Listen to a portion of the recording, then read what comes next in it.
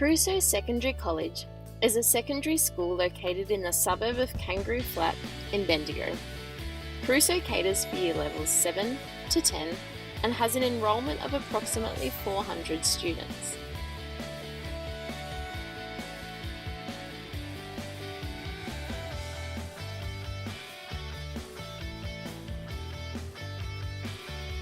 Crusoe Secondary College was formerly known as Kangaroo Flat Secondary College, but became Crusoe at the end of 2008 in line with the Bendigo Education Plan. During the same year, Crusoe underwent a total transformation, with most of the old school being demolished and new classrooms being built.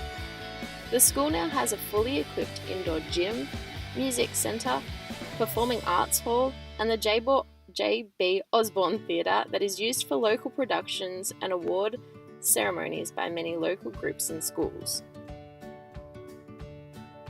Within Crusoe College, there is a wellbeing area.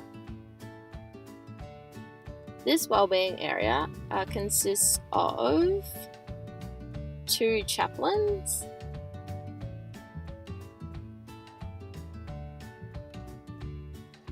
a youth worker,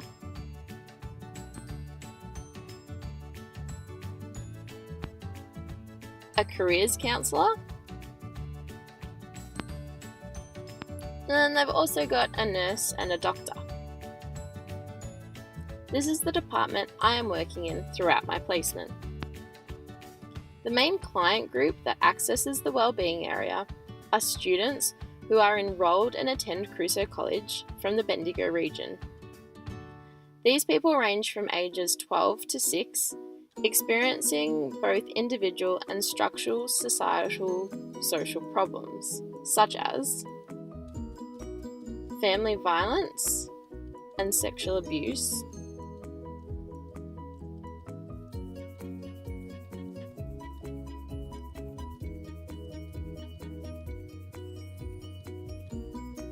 bullying,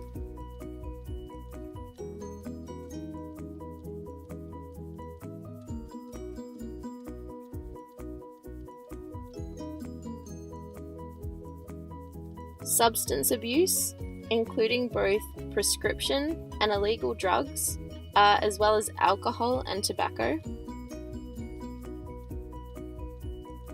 family breakdown and divorce,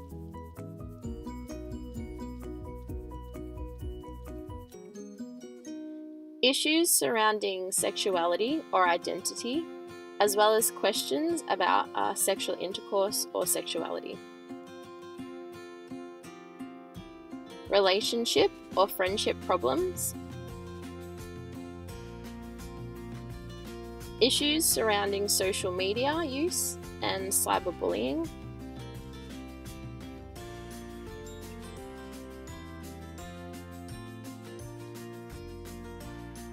problems in regards to housing and out-of-home care, and mental health issues, especially concerning depression and anxiety.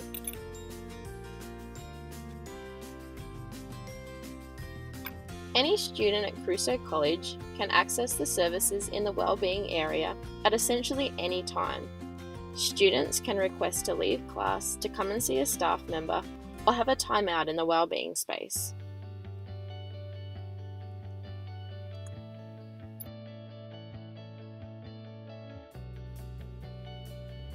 All referrals and appointments can be made through teachers and community leaders, by email,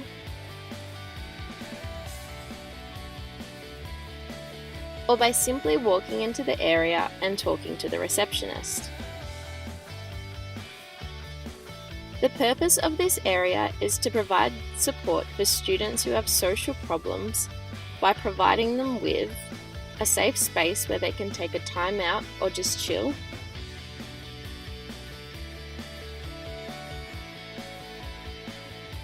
staff that are always available for one-on-one counselling sessions, referrals to services such as Headspace, Bendigo Community Health, and Anglicare.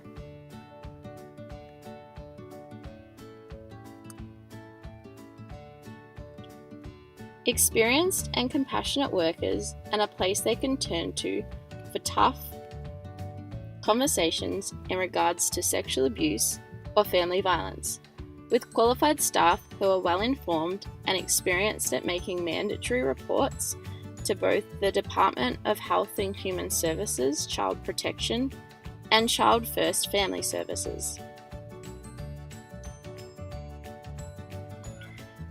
Information in regards to sexuality, including sexual intercourse, homosexuality, and transsexual sex reassignment, and support for individuals who may be struggling with questions or issues surrounding their sexuality. A food bank where students can get free food if they did not bring lunch or are experiencing malnutrition at home.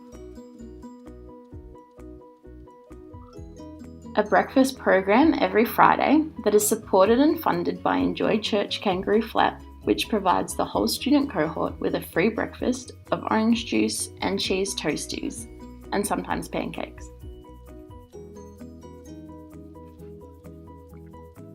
Financial support to pay for essential school items such as uniform articles, including jackets, pants, shoes, and bags.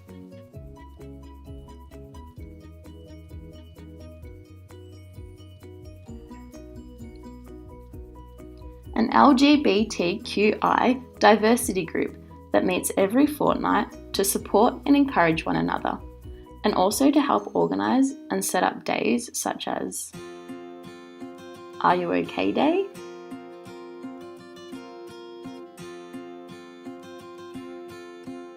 And Wear It Purple Day.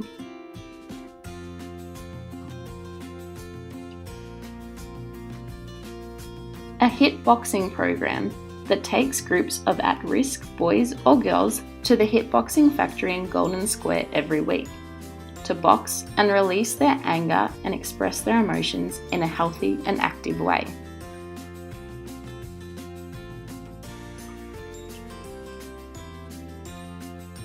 Careers counselling and guidance in regards to job interview practice, assistance with writing resumes, and being linked into future courses or job opportunities at Bendigo TAFE,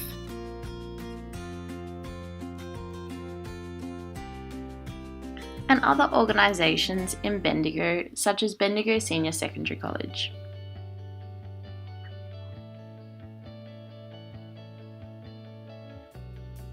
There is also free health advice available and conversations with the nurse in regards to everything from advice about safe sex to information about well-being and about healthy eating.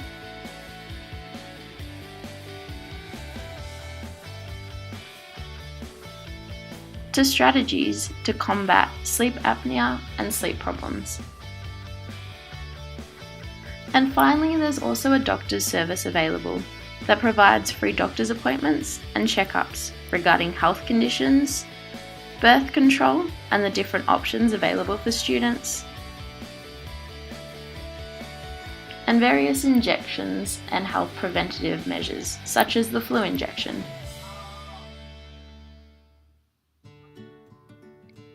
As there are a lot of current issues and social problems facing the students at Crusoe, and a lot of programs and services that the school provides to address these issues, I am choosing to focus this presentation largely on issues facing adolescents struggling with their sexual identity or who identify as LGBTQI. LGBTQI stands for lesbian, gay, bisexual, transgender, questioning, and intersex. However, new letters are being added to the acronym all the time. I guess it just encompasses everyone who identifies as anything but straight, or anyone who doesn't quite know how they want to be identified yet.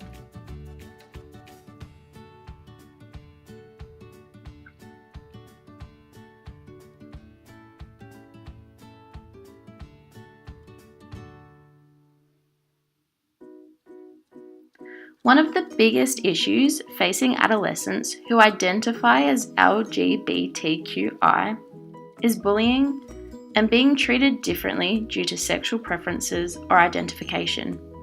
Just recently, I heard the story of a teenage boy who, after posting a photo with his boyfriend on social media, received significant backlash both at school and online, with his peers making rude, inappropriate, and homophobic comments.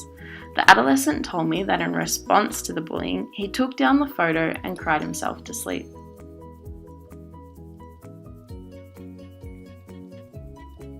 Likewise, a 15-year-old family friend recently disclosed to me that upon telling her friends she was a lesbian, she was laughed at and avoided. Her female friends told her that they were scared to be near her because they thought that she was going to rape them, a claim that she was both mortified and distraught about.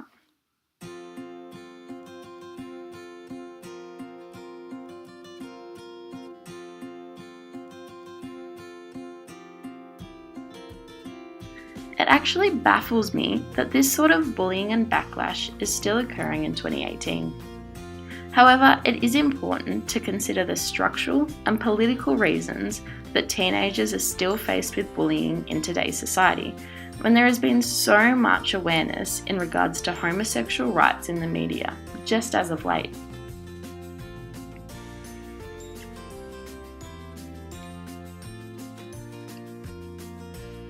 Same-sex marriage was only legalised in Australia in December of 2017. This meaning that throughout the history of Australia, it was viewed as illegal for a same-sex couple to get married. In fact, it wasn't until 1987 that homosexuality was removed from the Australian Diagnostic and Statistical Manual of Mental Disorders. In other words, homosexuality was still viewed and treated as a psychiatric disease only up until 30 years ago.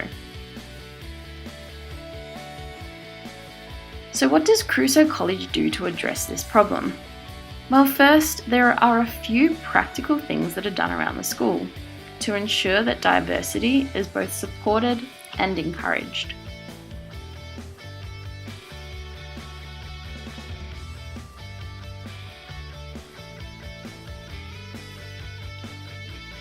There are unisex or gender-neutral bathrooms in every building at the school.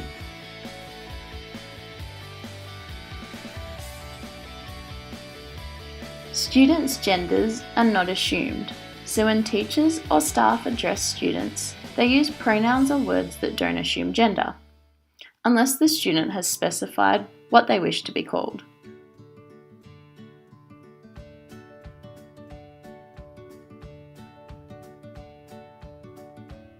And the wellbeing space is filled with pro-gay and transgender posters.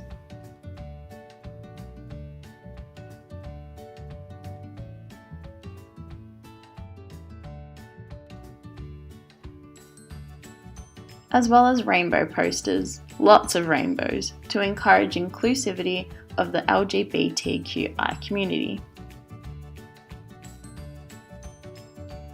Further programs have been developed as well, such as the diversity group that meets at lunchtime in the wellbeing area.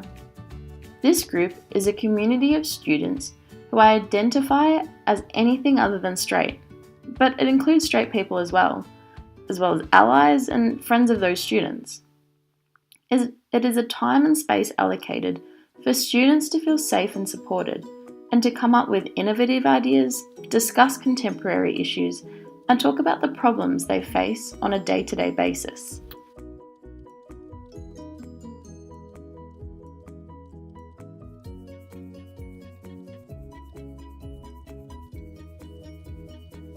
Crusoe College also celebrated Wear It Purple Day on the 31st of August. Wear It Purple Day is an annual LGBTQI awareness day, especially for young people based in Australia.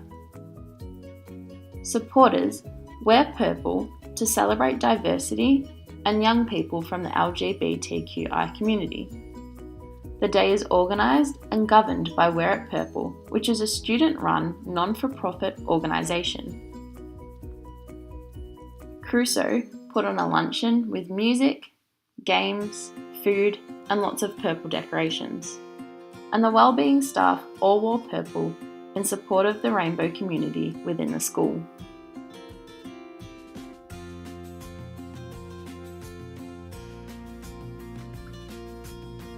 Bullying is also addressed straight away at the school. This is done by supporting students who have been bullied, giving them a listening ear, and resilient strategies to deal with the trauma of bullying. It's also done by taking the students who have carried out the bullying aside to talk to them about the implications of their words and actions, and discipline them as required. It is also important to note that Crusoe Secondary College is registered as a safe school. Safe Schools is an initiative that has been developed by the Australian Government Department of Education and Training. The Safe Schools framework was revised in 2010 as part of a national approach to make sure all school communities are safe and supported.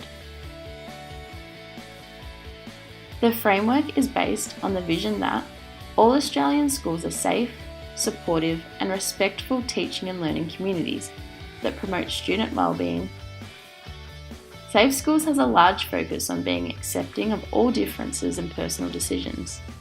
This meaning that when a child expresses interest in transsexual reassignment, questions about being attracted to the same sex, or inquiries about having safe sex, the school does not turn away the student or discriminate against them, but rather encourage them to talk through their questions and problems, giving them the tools and skills to address these issues and the right information and resources to make well-informed and autonomous decisions. The implications of not raising the profile of these issues can be detrimental and even deadly to the adolescents it affects. An article published recently on the 8th of October 2018 on news.com stated that a new study has found that the LGBT teenagers have more than triple the risk of attempted suicide than their heterosexual peers. The study included a whopping 2 million young people throughout 35 different countries. It also revealed that transgender youths were most at risk, followed by bisexual and homosexual adolescents.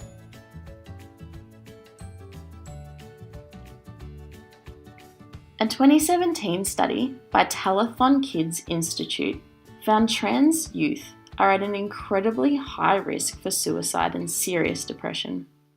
The survey of 859 teenagers found almost 80% of trans people aged 14 to 25 had self-harmed, compared to 11% of adolescents in the general Australian population.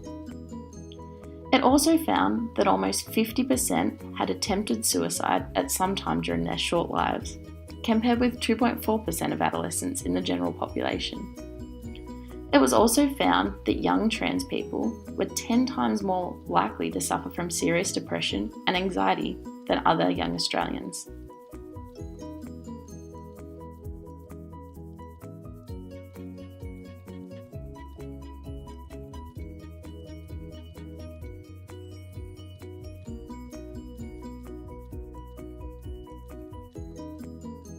In conclusion, bullying and the disapproval of the LGBTQI community amongst adolescents is a major issue affecting the clients of Crusoe Secondary College.